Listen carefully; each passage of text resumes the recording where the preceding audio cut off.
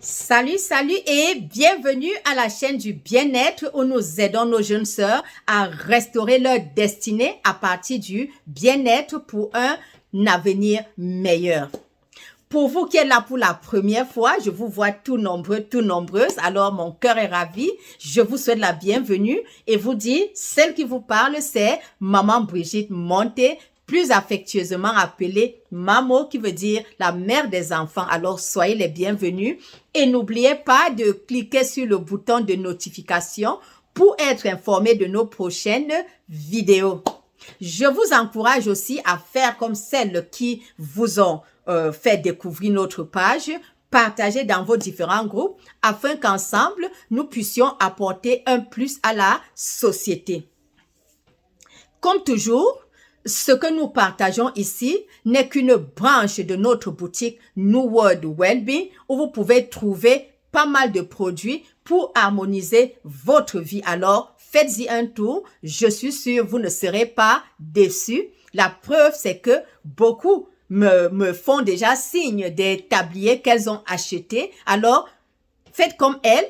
Achetez, pourquoi pas, le couple Mr. and Mrs. que nous avons à la boutique pour apporter plus d'harmonie dans votre cuisine. Que le Saint-Esprit vous accompagne. Aujourd'hui, donc, nous partageons avec vous sur le bien-être social du couple. Ce bien-être social qui consiste juste à se partager les plaisirs, de première nécessité, les besoins de première nécessité dans un couple, dans un climat de paix et d'amour. C'est comme ça que moi je définis ce bien-être social en couple. C'est quand vous vous partagez ces besoins de première nécessité dans un climat de paix et d'amour. Très, très simple. Alors, avant de vous donner les quelques conseils que nous avons pour vous aider vraiment à vivre une vie de bien-être social dans votre couple, j'ai deux questions à vous poser, mes jeunes sœurs. Ma première question, c'est quel était l'objectif et le but qui vous a amené à dire oui pour cette relation? La deuxième question, c'est quelle était la vision de votre couple? Quelle est la vision que vous vous êtes donnée au départ, les premiers jours, les premières semaines, quand vous vous êtes rencontrés, afin de vous remettre, de venir informer les parents que oui, voici, on a choisi de faire notre vie ensemble. Écrivez cette vision, cet objectif et collez au chevet de votre lit, sur le miroir de votre douche.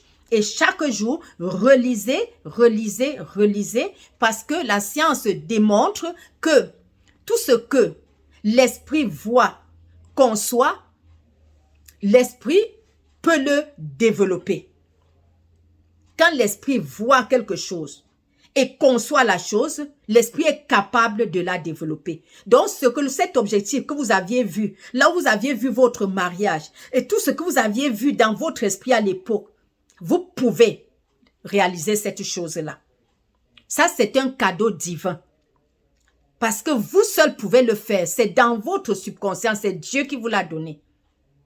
C'est un peu comme quand nous parlions de la pensée positive.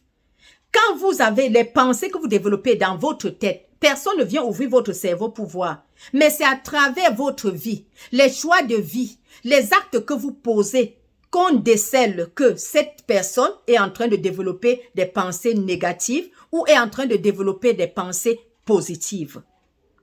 Alors, pour que votre esprit vous donne des bonnes choses, vous devez aussi nourrir votre esprit des choses positives. Parce que le maître de la nature ne vous redonne que ce que vous lui donnez. Si vous donnez à votre esprit des pensées positives, l'esprit va vous donner ce qu'il y a de positif. Si vous lui donnez des pensées négatives, c'est ça qui va se dessiner sur vos murs et c'est ça qui finira par vous habiter. Alors, mes enfants, mes perles, mes jeunes sœurs, faites ce travail de fond. Souvenez-vous toujours de votre objectif. Quel genre de vie vous voulez mener? Quel est l'impact que vous voulez laisser dans ce monde? Quelle image de couple voulez-vous présenter à la société? Quel exemple est-ce que vous voulez transmettre à vos enfants, à votre progéniture? C'est tout ça qui vous aide à faire le choix de votre maison. Si vous voulez vraiment que vos enfants, par exemple, pérennisent quelque chose de positif, ça doit partir de comment vous vivez avec leur père. C'est très important. Et pour vraiment atteindre cet objectif, vous devez déjà avoir une vie de principe. C'est-à-dire savoir ce que vous voulez et ce que vous ne voulez pas. Savoir vivre une vie avec des barrières. Savoir ce que vous aimez, savoir faire comprendre aux hommes ce que vous aimez, ce que vous n'aimez pas. Apprenez à vous ouvrir, apprenez à vous extérioriser. Ne mettez pas tout là-dedans. On dit à chaque journée suffit sa peine. S'il y a un acte que vous n'aimez pas, dites tout poliment, mon chéri, tu as posé tel acte, vraiment. Fais un effort de ne plus le faire. Je n'accepte pas, ça ne me fait pas plaisir. Et là, il saura que ça vous a affecté, ça vous a attristé. Et s'il veut vraiment vous aider à réussir, il ne posera plus cet acte-là. Apprenez à faire savoir aux gens ce que vous aimez.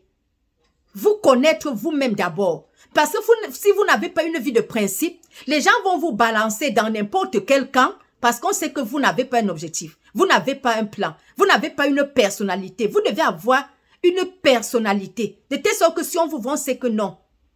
Maman n'aime pas ci, maman n'aime pas ça. Ne touchez pas à sa tenue de travail. Ne touchez pas à ci. Maman, quand elle dort, elle n'aime pas qu'on la réveille. Maman n'aime pas qu'on l'appelle après 22 heures. Papa n'aime pas qu'on l'appelle après 23 heures. Et ainsi, on saura, même vos enfants sauront que voici les principes de nos parents. Et ils vont respecter. C'est très important. Un autre point aussi, c'est faire un travail supplémentaire pour atteindre l'objectif que vous vous êtes donné pour votre couple. Si vous constatez, vous êtes dans le mariage, vous vous rendez compte, vous vous êtes partagé les tâches. Chacun a sa responsabilité. Et vous vous rendez compte que pour des raisons que vous ne connaissez pas, même si vous connaissez la raison, votre partenaire n'est pas en train de faire sa part. Si c'est peut-être mettre les tâches de ou bien la vaisselle ou c'est quoi, selon les tâches que vous vous êtes assignées. Et vous vous rendez compte que vous avez plus de temps, vous pouvez le faire facilement, vous avez cette aptitude. Mes jeunes sœurs, mes perles, allez le faire. Tout poliment, c'est toujours une façon d'éduquer vos enfants et c'est toujours une façon de multiplier vos grâces devant Dieu qui a institué ce mariage. Parce que comment dirais-je encore? Le crédit score. Quand on dit, par exemple, quand tu vas acheter, par exemple, une maison, on va dire qu'on va aller vérifier si tu es quelqu'un de crédible. Même devant Dieu, il y a cette crédibilité.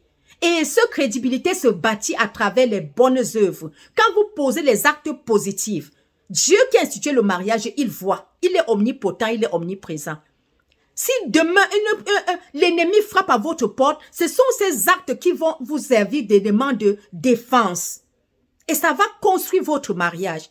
Et ça vous aide même. Si votre mari même, il revient, peut-être vous vous êtes dit que bon, tous les matins, on se donne des câlins avant de sortir. Lui ne le fait pas. Pour des raisons que tu ne sais pas. Va lui donner un câlin. Continue à donner.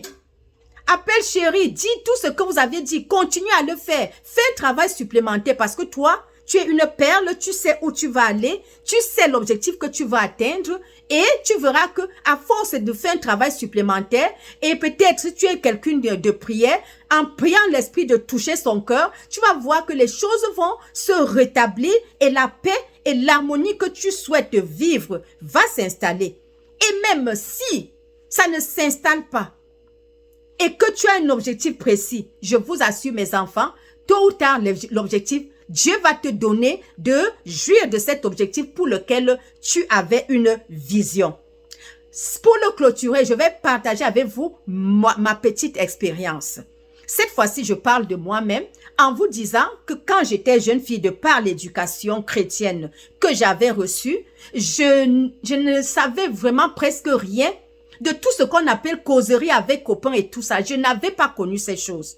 Mais mon objectif était plutôt centré sur les enfants. Parce que moi, je savais que quand on va en mariage, c'est pour procréer, c'est pour faire des enfants. Donc, mon objectif, c'était que si j'arrive dans ce mariage, si Dieu me connecte avec un homme qui a un cerveau, qui est intelligent, qui est sage, quel que soit ce qui va arriver, si j'ai mes enfants qui sont intelligents et sages, de par le caractère que j'ai reçu et de par ma foi, je vais les aider à s'intégrer pour être utiles à la société. Et je suis restée focalisée sur ce principe jusqu'à aujourd'hui. Alors, on ne perd pas, c'est pour vous dire que les principes, ça marche. Si vous gardez ce principe, vous verrez que cela va se réaliser. Que le Saint-Esprit vous accompagne et que la grâce de Dieu soit avec vous. Bon début de semaine. Bye.